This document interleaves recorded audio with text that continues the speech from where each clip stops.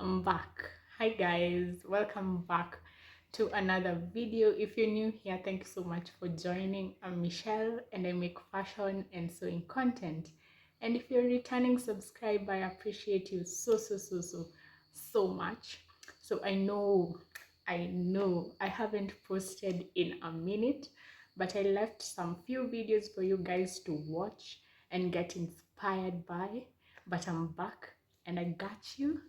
So today we're making a very flatty, very girly cocktail set, and I'll be showing you guys the whole process from pattern making to the actual sewing.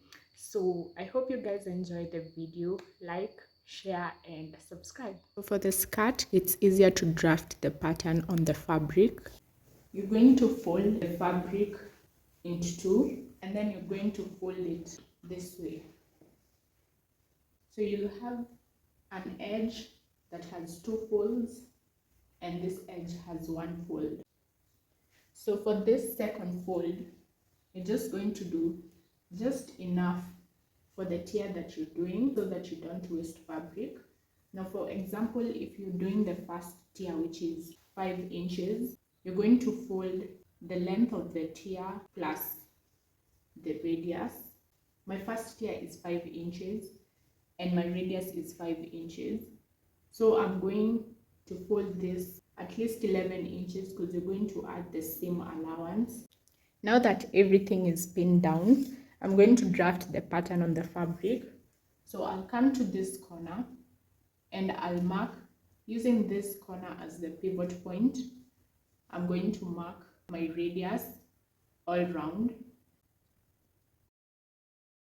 Now we have created the waistline. From the waistline, we're going to create the length of the tier that you're doing. So since I'm doing the first tier and my first tier is 5 inches, so my radius of 5 plus the length of the tier, I'll get 10 inches, and I'm going to draw 10 inches all around, and I'm going to add my seam allowance. So I'm just going to cut it out and I'll have my first tier.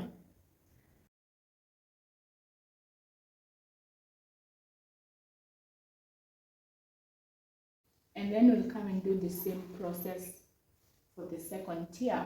Now that everything is pinned, I'm going to create my second tier. So I'm going to mark my radius. And then next I'm going to mark the length of the tier.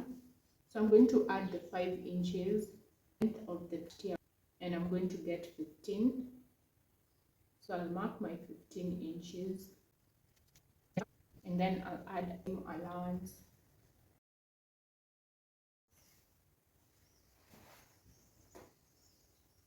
So I completed all the 3 tiers and I'm going to do the same for the lining.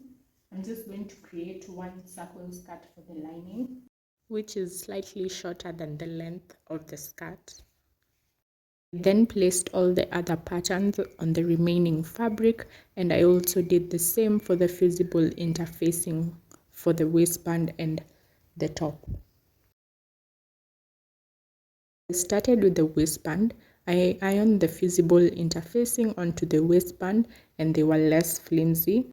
Always draft your waistband curved so that it's more tapered to your waist.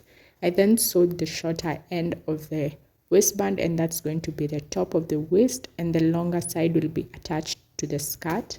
I then placed all the tiers of the skirts down on the ground, and then I drew this straight vertical line which I'm going to cut through, and that's the place where we're going to join the zip.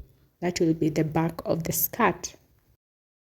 I then hemmed all the tiers of the skirt, and it was now time to join all 3 of them together. I also hemmed the lining and it was good to go. I joined all the 3 skirt tiers at the top, and now it was time to complete the side where I cut. So I aligned all the 3 tiers of the skirt at that open end, and then I sewed along the length all the way down just to stop them from moving around and keep them in place. So the next step was adding the tulle. I left the 1-inch seam allowance and I started putting the tulle from that point all the way to the other end, also leaving the seam allowance at that point untouched. And then it was time to reduce the size of the tulle so that it's slightly shorter than the length of the skirt so that it doesn't peek through. The next step is adding the lining. So I placed the lining with the right side facing up, and then I sewed along the top, and the lining should be slightly longer than the tulle so that it covers the tulle. So it's now time to add the zipper. So from my point where I marked my seam allowance, I drew a slanting line all the way to the bottom. I didn't draw a straight line because if I drew a straight line, I'd lose some of the volume from the circle skirt. So I drew a slanting line, and I'm going to sew along this line with the longest stitch, and then I'm going to place a zip in between here, and then I'll rip up the seam and I'll finish up my zip.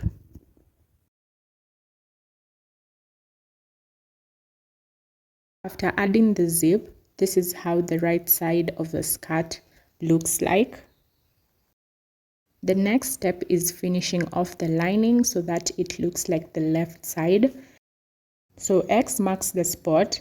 I marked the right sides of the lining and also the right side of the fabric at the zipper point, and then I placed the right sides together and I sewed along the length of the lining onto the skirt. So after completing the lining, this is how everything turned out, and the inside of the skirt looks neat.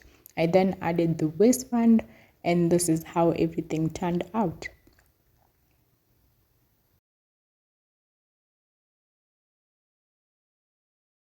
So this is the pattern for the top that we drafted earlier. So for the middle part 1, I cut 2 pieces for the front of the corset and also for the back of the corset to have 2 right sides. So the first step is joining part 2 and part 3 of the top. This is how it looks when one side is joined. I used a flat felled seam to join all the parts of the side panels. It was now time to attach the side panels to the front part of the top. So I placed the right sides facing each other and I aligned the notches on the side, and then I sewed on top.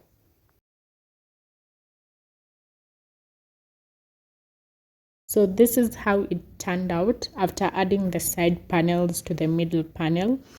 It's time to complete the middle panel. So for the middle panel, we cut 2 patterns for the front and for the back. So we're going to sandwich the 2 side panels in between the middle panels, and then we're going to sew around, leaving the bottom of the top open for overturning and also for entry of the boning.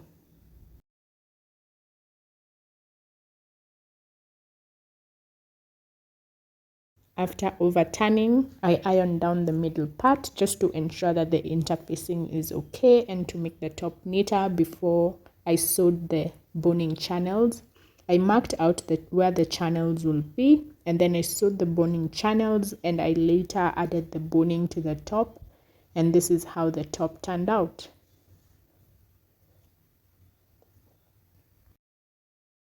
Now for the sleeves, I started by hemming the bottom of the sleeves, and then next I added a ribbon at the top. This is where the elastic was going to run through. So after adding elastic to the armhole, I added elastic to the wrist area of the sleeve, and this is how everything turned out. And then it was now time to attach the sleeve to the side panels of the top. And this is how the top looks like when it's complete, and this is the whole outfit together.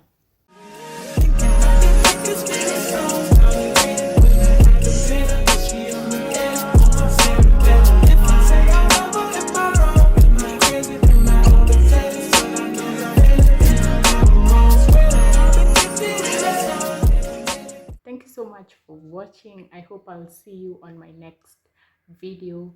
Like, share, and subscribe.